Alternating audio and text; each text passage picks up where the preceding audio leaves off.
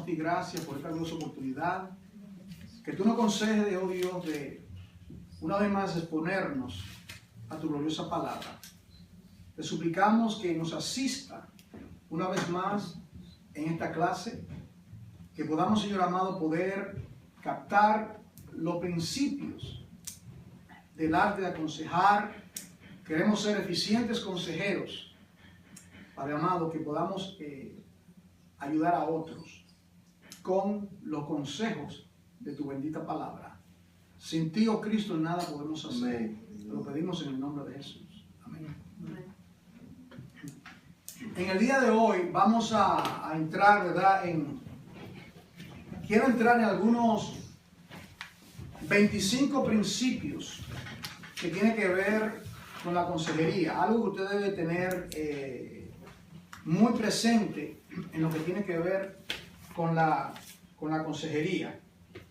Esta lista, téngala muy presente.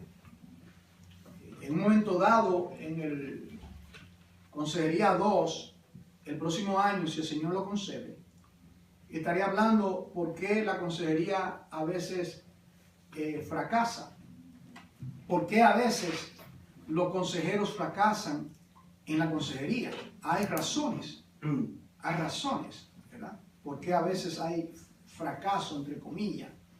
Y hay principios que tienen que ver. A veces es la manera que el consejero enfrentó el problema, primero, o la manera que el aconsejado no siguió el consejo. Para dar un ejemplo, haciendo este breve paréntesis, Cristo le dio un consejo al joven rico. ¿Cuál fue el consejo? Vende todo lo que y dalo a los pobres. Ven y sígame. Eso fue el consejo, ¿verdad? ¿Por qué fracasó el consejo? No el consejero. Estamos hablando de Jesucristo. ¿Por qué? Porque no siguió las instrucciones. ¿Entiendes? Entonces, por eso tenemos que entrar luego en principios de lo que tiene que ver la asignatura que usted le da a la persona. Si la persona, como le digo, hermano, el tiempo es vida. Como dijo alguien, el tiempo es oro. Y no una cosa más triste que una persona quiere consejo y, como digo, cree que tiene una varita mágica y por arte de magia le va a resolver un problema de 12, 13, 14, 15 años. Y quiere constantemente. Yo recibo, hermano, diariamente 3, 4 casos que me envían a mí de todas partes del planeta. Hermano, ¿qué usted me aconseja? ¿Verdad? Y dije, hermana, le dije a una hermana, este caso ahí tiene un caso, tiene como 10 casos en uno. Entonces había que navegar todo eso. Y es muy limitado lo que yo puedo hacer con yo no teniendo esa persona. Entonces hay muchos factores, ¿verdad? Entonces, número 1, en estos principios de consejería, ¿verdad? Comprobar toda posible causa orgánica. Comprobar toda posible causa orgánica. Eso está en el libro, hermano. Te lo puede ver ahí. ¿A qué nos estamos refiriendo? Nosotros no somos médicos, ¿verdad? Eso está claro. Hay excepciones. Quizá la audiencia, porque están escuchando este video. Entonces, si es un médico, él puede discernir si el problema que la persona está atravesando es orgánico, tiene que ver con algo, la palabra lo dice, o algo de sus órganos. ¿Qué es lo sabio hacer? Esa persona hay que referirlo a uno que trata con ese caso, que viene siendo un doctor. Entonces, eso es lo primero. Usted no va a comentar no comete el error, hermano. Sí, usted puede orar por esa persona, usted puede amar a esa persona, etc. Pero si se discierne que tiene un origen orgánico, ¿verdad? Entonces hay que referirlo. Le voy a decir aquí, ¿verdad?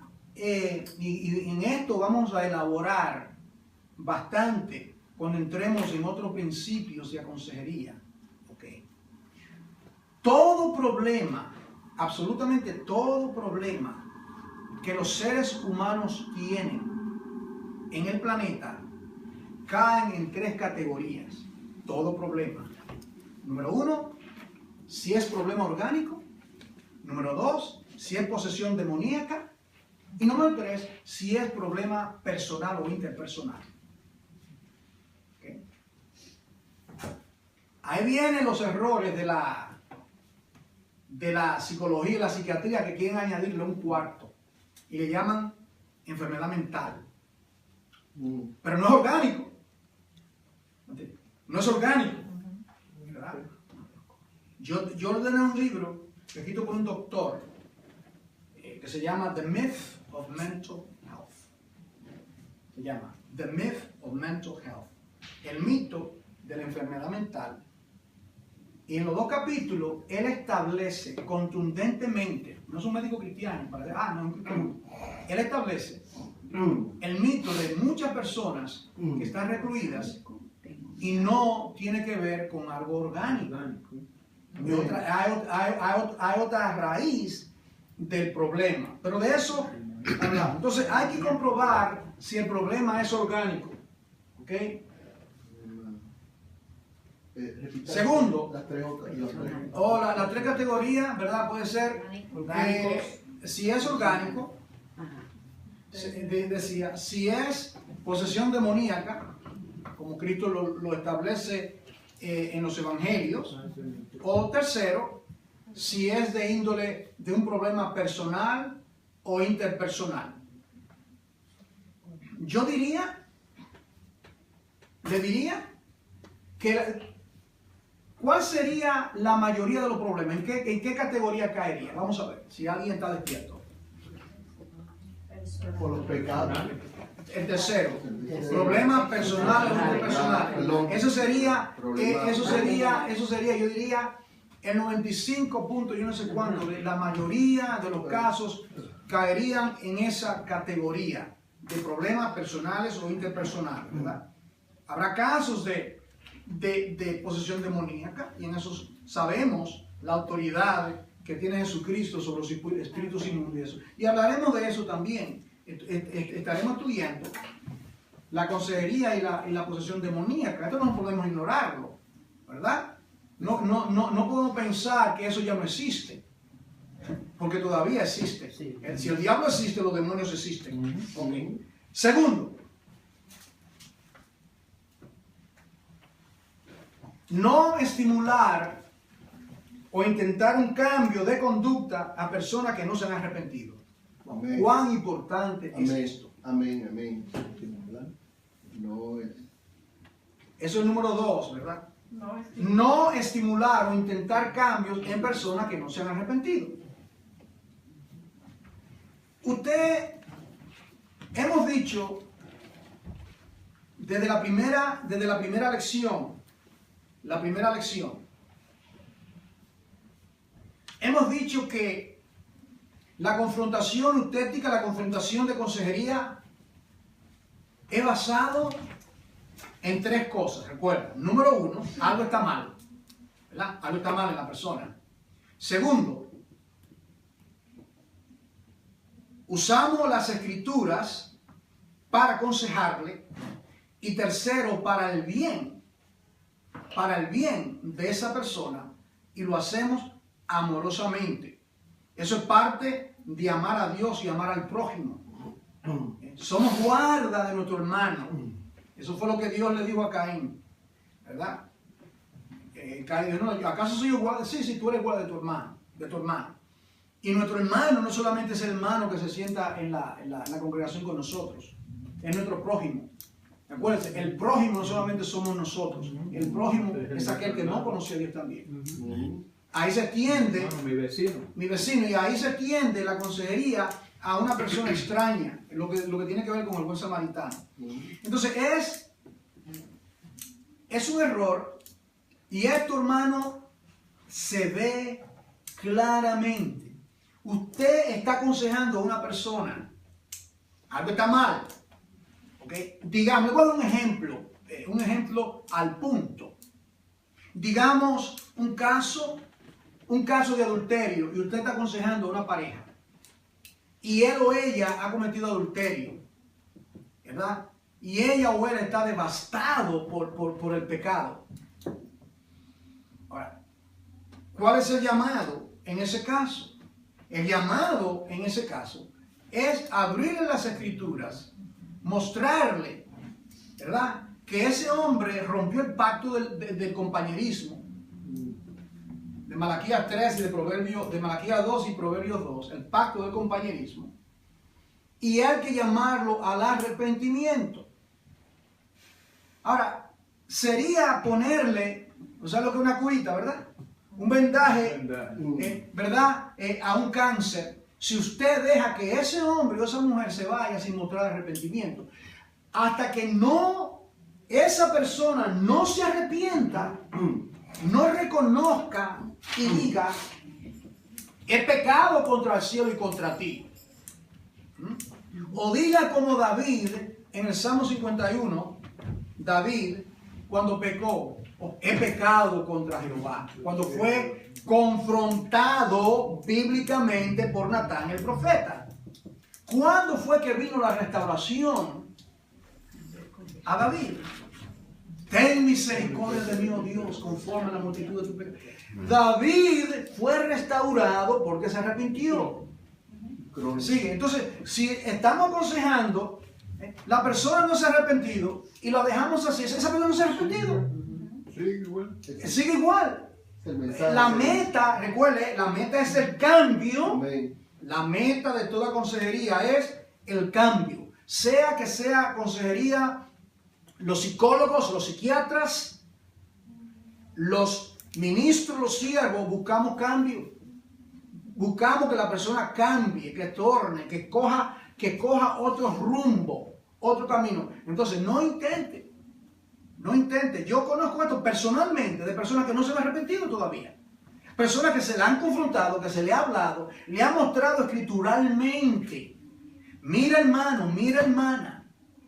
Tú has hecho lo erróneo, tú has pecado contra Dios. Y buscan la vuelta, justifican sus actos. Entonces, ese es algo muy importante que tenemos que ver. Número 3. Otro principio. Ponerse de acuerdo con planes que están en armonía con la Biblia.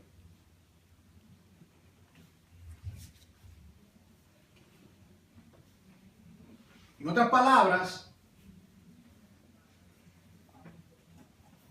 tiene que ser todo por las Escrituras. Usted va a trazar un plan de restauración para esa persona que está aconsejando, ¿no? Usted está aconsejando a una persona. Entonces usted le va a trazar un plan de restauración. No es la primera parte del problema. ¿Cómo es que alguien, y esto es redundancia, que alguien, como lo dije la semana pasada, que alguien que tiene un majestuoso árbol, como que está frente a casa, de 60 años de edad, lleno de nudos, y alguien le dice, yo tengo un problema, ese árbol, yo no lo quiero ahí, y yo voy a coger un martillo, o le voy a caer a patadas a derrumbar ese árbol. Eso es lo que la gente quiere, que vienen con su problema. Ellos quieren que, tienen un problema, como decimos los dominicanos, un montón de lío en sus vidas, por su pecado, por su mala manera de administrar la vida. Como nosotros sabemos, cuando nosotros pecamos contra Dios, hacemos lo incorrecto, eso acarrea consecuencias. No, eso hay que comerlo, parte por parte. Es un asunto que si esa persona se compromete, usted va a durar ahí con esa persona un tiempo. Hay casos cuando la persona, ¿verdad? Como Saqueo, ¡rum! La salvación ha llegado a mi casa. Yo era un estafador, yo voy a dar 4 veces lo que yo he tomado. Y fue una confrontación instantánea, completa. Pero hay casos, como en el caso de la iglesia de Corinto, que todavía eran creyentes y un montón de problemas comenzaron a surgir. Y ahí viene Pablo y escribió 2 epístolas para poder corregir 10 problemas que había. ¿Me están siguiendo la conexión que hay entre una cosa y la otra? Entonces, hay que ponerse de acuerdo, porque la agenda, vamos a trabajar en este problema ahora. El problema, la agenda. Y usted le va a dar una agenda de cómo resolver el problema y le da, y esté seguro que lo que le dice está basado en las escrituras, porque nosotros no tenemos nada que darle. Número 4.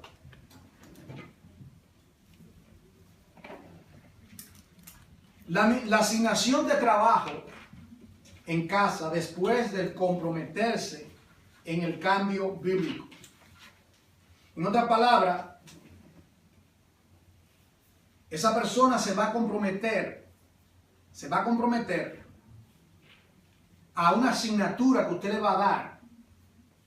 Por ejemplo, la asignatura, el Señor Jesucristo le dio una sola asignatura para que se llevase a su casa el joven rico, una sola. Vete, regresa. El Señor lo amó. El Señor le dijo, conoce los mandamientos, y comenzó a citarle. Todo eso lo he guardado de mi juventud. Le dijo, el Señor no argumentó eso. Es una cosa te falta. El Señor, ¿verdad? Decimos, he goes to the jugular, ¿verdad? La vena principal. El Señor no va con superficialidades. Sí. No vaya por la vuelta, vaya al grano, a la fuente del problema. Amén. Sin ningún temor. Y le dice, bueno, vende todo lo que tiene. Ay, ay, ay. Le dio en esta vena, hermano. Ahí fue. Y él determinó despreciar al Señor. La asignatura era, entonces, estamos diciendo que se le da un trabajo, una asignatura. Okay. Entonces, la próxima vez que se reúna con usted para consejería, digamos, esa persona compromete, usted la está aconsejando. Usted va a revisar la asignatura. La asignatura. Usted va a preguntarle punto por punto. O llamaste a tu esposo y le pediste perdón. Llamaste a tu hijo, a tu hija y le pediste perdón por esto y lo otro. Dejaste de robarle al jefe o lo que sea. O sea, cosas prácticas. Porque si no hay arrepentimiento, no puede haber cambio. Ok, número 5. Todo esto lo estamos mencionando de una forma somera, de una forma rápida, y todo esto regresaremos. Recoger todos los datos relevantes o de valor. En otras palabras, como un doctor, un médico, recoge datos. Desde el momento que usted entra a un consultorio médico, o digamos a emergencia, comienzan a colectar datos. ¿Usted es alérgico a esta medicina? ¿Usted esto, usted lo otro? Y de su presión, dígame, su presión, ¿cómo está su presión? ¿Está bien? ¿Está normal? Su nivel de colesterol, comienzan a hacerle preguntas. Entonces, todo dato de valor hay que preguntarle. Pregunte. Todo esto voy a hablar.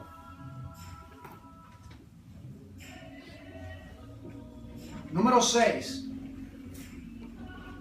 El cambio ocurre en formas concretas. ¿Me sigue? El cambio no es abstracto.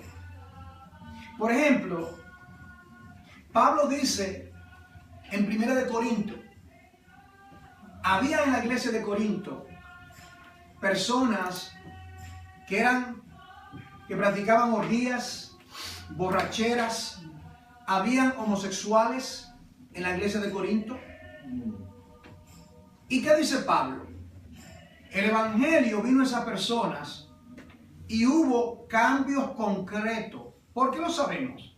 Porque dice, y tales erais algunos de vosotros, pero ya habéis sido emblanquecidos por la sangre del Cordero. Gloria a Dios.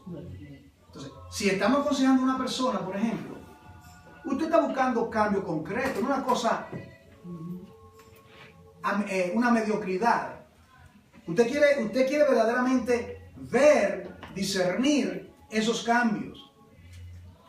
Yo quiero decirle, y eso a una lección que se llama ¿cómo se efectúan los cambios? No creo que está aquí, pero en otras palabras, ¿de qué manera? ¿Sabe usted que cambiar un hábito toma de 10 a 12 semanas? Sorpresa, ¿verdad? Amén. Cambiar un mal hábito se llama reestructuración, restructuring, También fue- donde las personas, ¿verdad?, comienza a reemplazar pautas pecaminosas por pautas bíblicas. Por ejemplo, Pablo dice, pauta pecaminosa, robaba. El que robaba, pero mírenlo, ok. Él no dice no robe más. Ahí que está la trampa. No robe más, no. ¿De qué manera cambia la pauta? Haciendo con sus manos, trabajando. Decirle a la persona no robe más, eso no es suficiente. La manera que no roba más es trabajando. Dice, trabajando para que también pueda ayudar a aquellos que padecen necesidad. Entonces, esa persona comienza a trabajar y comienza a reestructurar su vida, que no es robando que se adquiere el dinero, que es trabajando. ¿Entiendes? Para darle un ejemplo. Entonces, es importante que tiene que ser en forma concreta. Por ejemplo, aquí hay un caso, aquí le dice, si una persona dice, si por ejemplo, un ejemplo, un hombre le dice en consejería a usted, digamos usted es el consejero o la consejera, y le dice, lo que pasa es, hermano, que, dice el hombre, yo soy muy considerado con mi esposa. Ahí, esa palabra que él dice, tómala en serio y dígale, ok, mencióneme no manera que usted considera con su esposa. Usted está investigando. Entonces él comienza a decirle a usted está acumulando los datos, dice, bueno, esto, lo otro. Yo cuando vengo del trabajo, ella está afanada en la cocina y yo lo que hago es, me quito la ropa, me tiro en el sofá y comienzo a ver la televisión. Usted es un concilio. ¿Cuál es la tarea para ese?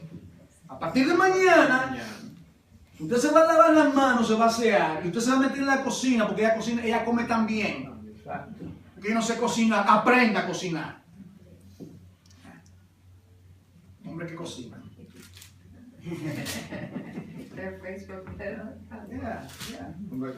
¿Cómo es la excusa? ¿Verdad? ¿Cómo es la excusa? Entonces, ¿cuál es el asunto? Entonces, cambio en formas concretas. ¿Verdad? Ok, número 7.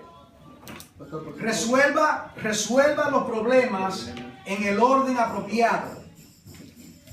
Disculpe, que tengo poco tiempo. Resuelva los problemas en el orden apropiado. Lo siento. Amén. Entonces, ¿cuál es el orden?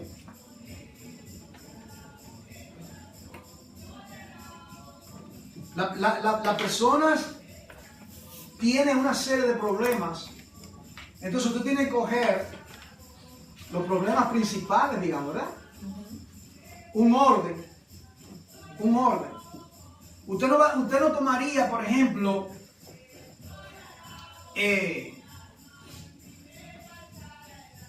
el hombre confesó delante de usted, para ser práctico, el hombre confesó delante de usted y delante de su esposa que está en consejería, sí, yo le fui infiel a mi esposa.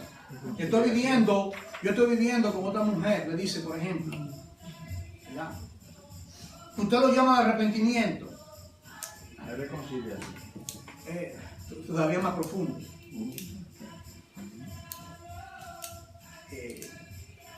¿Aquí está el teléfono? Llame ahora mismo a su amante y dígale, se terminó el asunto, hija. Esto no es asunto de que, vamos a ver, ¿te arrepentiste? Y ahí es que nosotros, cambios concretos.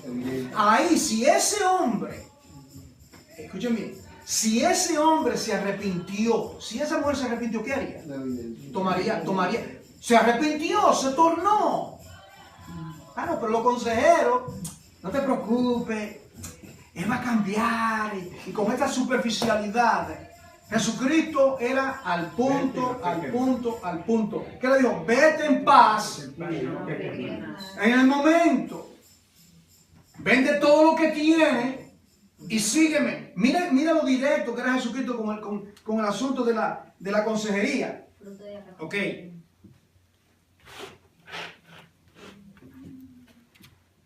Número 8.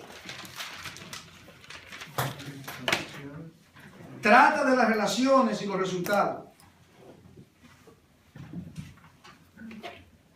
Mira lo que dice aquí. Algunos consejeros se centran solo en los resultados. Una vez han convencido al aconsejado del principio o punto de vista bíblico, esperan que el aconsejado cambie automáticamente. Cuando no cambia, se quedan perplejos. En otras palabras, tiene que...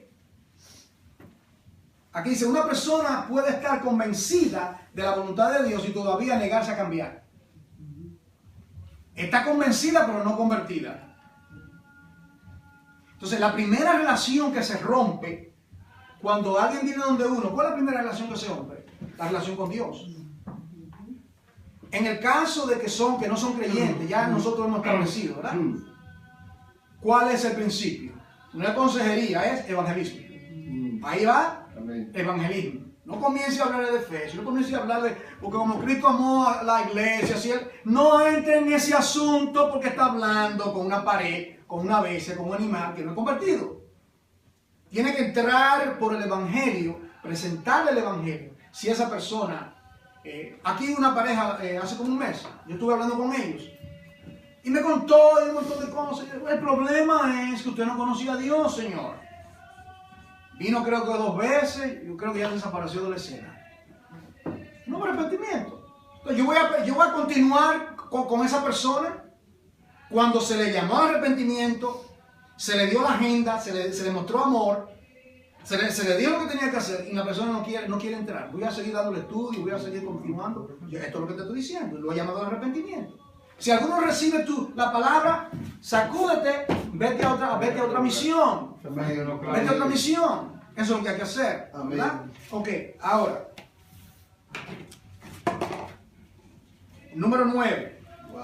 Nunca considere que es poca cosa. ¿Qué estamos diciendo?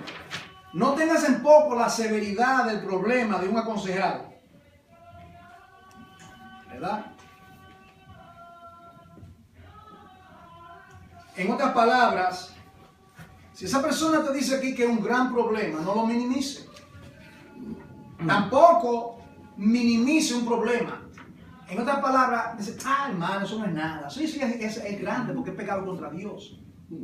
Tú no puedes minimizar cuando alguien pecó contra Dios, decirle, eso no es nada. Minimizar el problema. Las cosas hay que ponerlas en su perspectiva correcta. Nosotros, como dijimos en una de las clases, dijimos, por ejemplo, ¿cuáles son los recursos del consejero? ¿Recuerdan esa parte que le hablamos? Dijimos, ¿verdad? Los recursos del consejero. La Sagrada Escritura, nuestra experiencia como consejero y tercero, la dinámica de nuestro corazón corrupto. ¿Me está entendiendo? Nosotros tenemos gran práctica. Esa es la realidad. Somos más diestros como pecadores que como santos. ¿Entiendes lo que estoy diciendo? Somos más sagaces en el arte de pecar que en el arte de ser santo. Es la realidad. Eso tiene que ser tornado por medio del proceso de la santificación. ¿Sabe usted, hermano, que en consejería, la consejería tiene que ver con es algo glorioso en realidad? Es algo muy glorioso lo que es la consejería. ¿Por qué? Porque estamos ayudando a una persona a crecer en santidad. ¿Me sigue? Esa persona va a crecer en santidad. ¿Por qué? Porque la santidad es quita y ponte. Deja la ira. Habla verdad, no para comer otro. El que robe. No robe más, no. Haga con sus manos aquello, ¿verdad? ¿Ah? El que miente. Habla verdad, no diga no mienta. Habla. Miren lo diferente que es la Biblia. La manera que nosotros razonamos es muy distinta. Y nuestra mente tiene que saturarse, alinearse al carril escritural. Aleluya. Tenemos que alinearnos, tenemos que meternos, porque nuestra mente está llena de ideas equivocadas, hermano. Oh, hermano, no mientas más. No que no mientas más. Él comienza a decir la verdad. Así es que se cambia la pauta. ¿Se da cuenta? Bien. No se preocupe por la ligereza que van, porque todo esto lo vamos a regresar de nuevo. ¿Ok?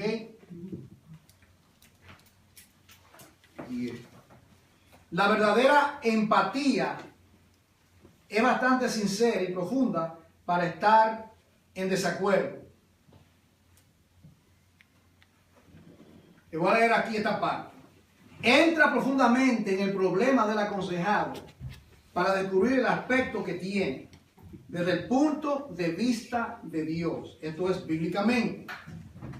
Verás entonces más de lo que ve él o ella.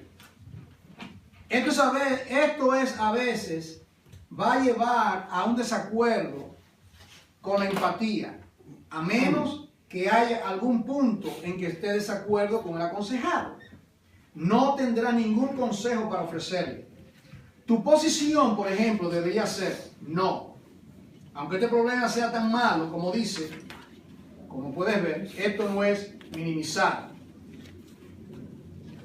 No es un problema sin solución. Cristo tiene respuesta incluso para esto. Una palabra en empatía, se dan por vencido, no cree que no hay salida. Nosotros somos así, hermano. ¿Cuántos de nosotros creemos que no hay salida?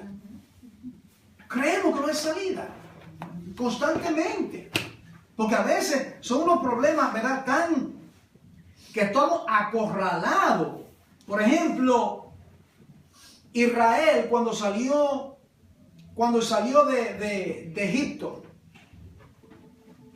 Y luego Faraón dijo, oye, pero ¿qué es lo que hemos hecho? Hemos dejado ir a este pueblo que era esclavo. Y ellos salieron y Faraón tomó 600 carros uncidos con sus soldados más valientes. Y comenzaron a perseguir a Israel. De repente Israel se encuentra que a la derecha está una cordillera de montañas. A la izquierda otra cordillera de montañas. Y detrás está Faraón con los soldados y al frente el Mar Rojo. ¿Verdad? En inglés decimos between a rock and a hard place, ¿verdad? Entre la espada y la pared. Exactamente. Así es que Dios nos quiere a veces para demostrar su poder. ¿Por qué clamas a mí? Dile a este pueblo que marche. ¿Para dónde voy a marchar? Dile al pueblo que marche. ¿Verdad? Y Dios le dio instrucciones y lo inaudito, lo que menos esperaba Israel, lo que menos esperaba Moisés, es que Dios iba a abrir el mar para que ellos pasasen. Esto no es coincidencia, esto es providencia divina. Porque ese mar significa el bautismo, es entrar, ese pueblo fue sepultado, bautizado en Moisés y pasado, muerte, resurrección. Amén. Ellos fueron bautizados. Amén. En ese simbolismo. Ahí era específicamente que Dios quería llevarlo. Y así pasa con nosotros. Y había empatía. Esto es imposible. Querían apedrearlo. Y así pasa a veces con los consejeros, ¿verdad? Ellos quieren apedrear a uno y hay que mostrarle de una u otra manera. 1 Corintios 10:13. Ninguna tentación os ha sobrevenido que no sea humana, sino que Amén. Vendrá la salida. ¿Verdad? De alguna manera vendrá la salida. Amén. Número 11.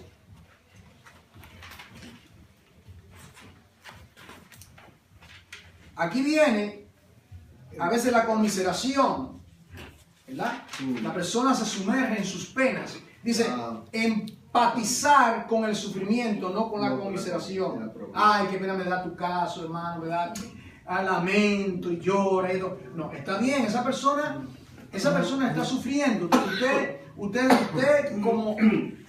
Usted como ser humano que también ha sufrido, usted también entiende lo que es el sufrimiento. Entiende, porque usted también ha sufrido. Usted simpatiza con esa persona, usted llora con esa persona, ¿verdad? Como Jesucristo. Jesucristo no tenía, no era conmiseración, sino que era por el sufrimiento, ¿verdad? Ya, Jesús lloró. Creo que el verso más corto de la Biblia, 2 palabras. Jesús lloró por el sufrimiento. ¿Por qué lloró? Porque la muerte de Lázaro es la consecuencia del pecado y todos hemos pecado. Él lloró por los estragos que causa el pecado. Por eso lloró. Y lloró también porque él amaba. Amén. Él amaba a Lázaro, él amaba a esa familia, ¿verdad? Entonces uno se identifica, uno llora literalmente con la persona cuando uno oye el problema. Pero no se concentre en la conmiseración, como que no hay salida. Ok, de eso regresaremos. Ok, número 12, un par más.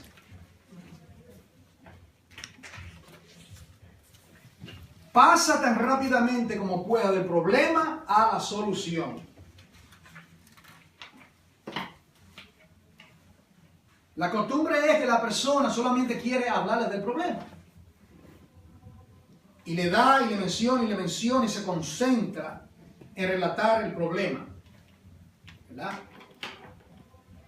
Usted está tomando nota, sea mentalmente o sea tomando nota literalmente, como ahora ustedes, ¿verdad? Están tomando notas.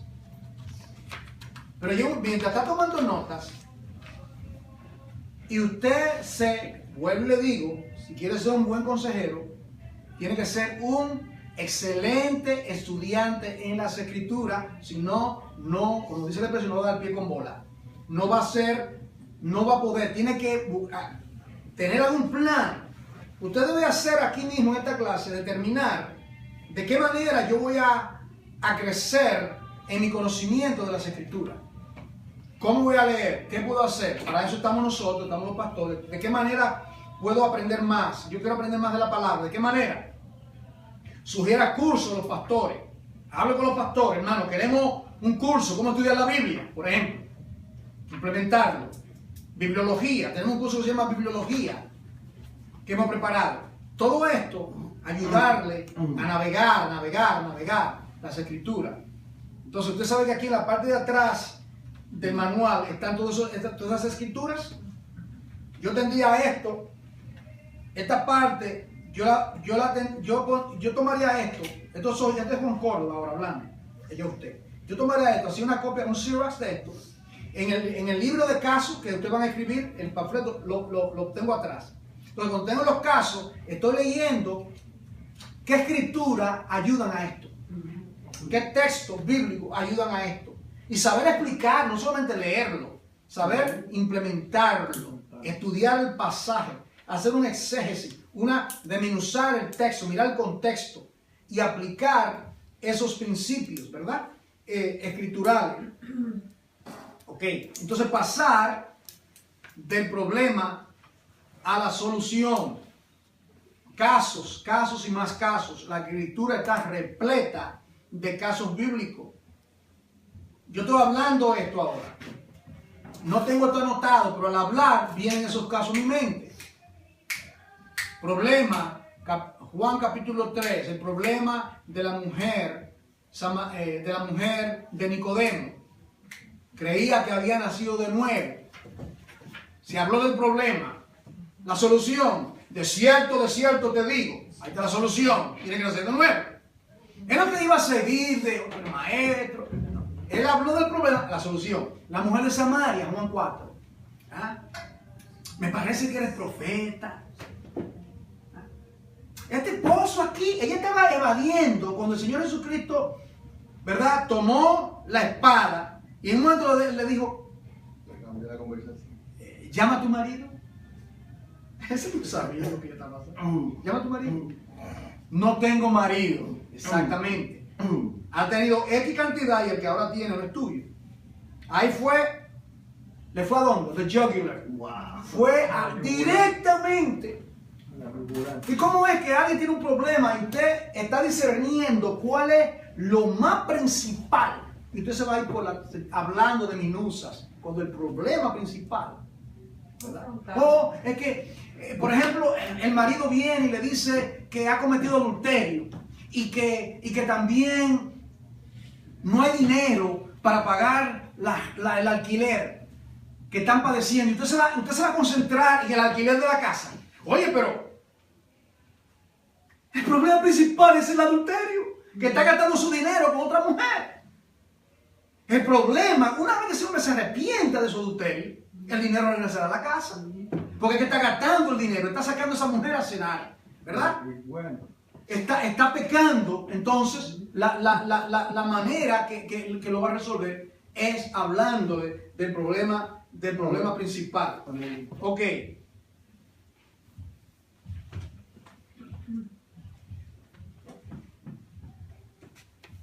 Dice aquí, número 13, y vamos a terminar en esta. Vigila las actitudes fijas adoptadas.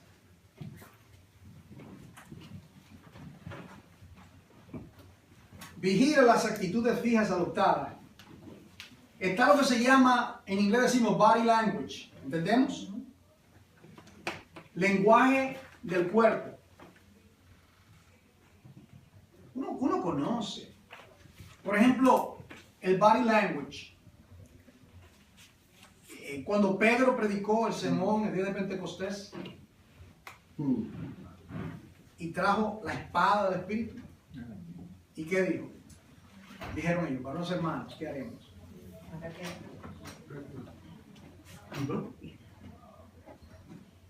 Dijo, ¿Qué haremos? ¿qué haremos? Dijo, arrepentidos. Compungido, apuñaleado, fueron apuñaleados. Ellos fueron estremecidos, ¿verdad? Él pudo ver en el lenguaje de esa persona cómo la palabra le había impactado. Y de esa manera, ellos fueron cambiados. Dios sea glorificado hoy y siempre.